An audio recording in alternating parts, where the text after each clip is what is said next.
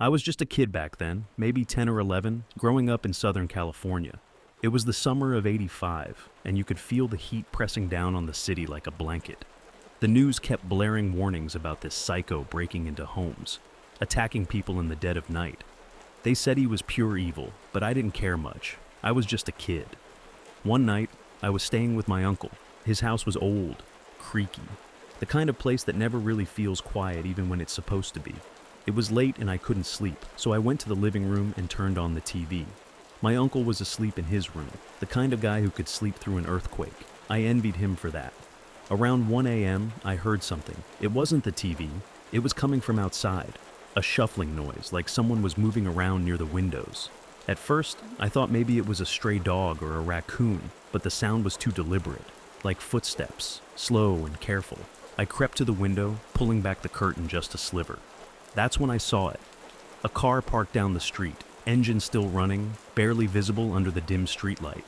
A green 1976 Pontiac Grand Prix, or something close enough. Even as a kid, I could tell something was off. This car didn't belong in our neighborhood. The windows were tinted, dark like a void, and the longer I stared at it, the more a chill crept up my spine. Then I saw him. A tall man, dressed in dark clothes, was standing in the shadows, just a few feet away from our front door. He was watching the house, watching me.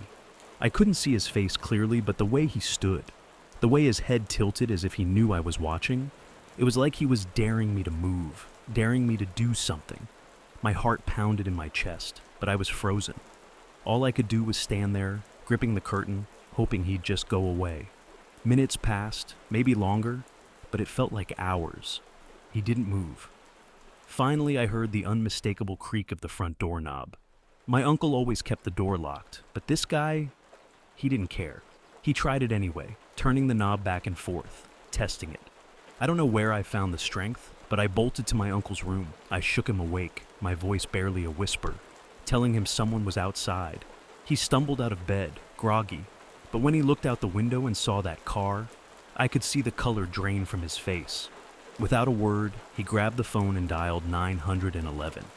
The guy at the door must have realized something was up, because the moment my uncle looked away from the window, he was gone. Disappeared back into the night, like a shadow that had never been there. The car sped off, leaving nothing behind but the echo of its tires, screeching against the pavement. The police came. They searched the neighborhood, asked questions, but found nothing. No sign of the man, no evidence he'd been there at all. But I knew what I'd seen. And to this day, whenever I see a green Pontiac Grand Prix, or any car that even looks like it, it freezes the blood in my veins. Even though I'm a full-grown man now, the sight of that shape and color takes me right back to that night. A night when I came face to face with death itself.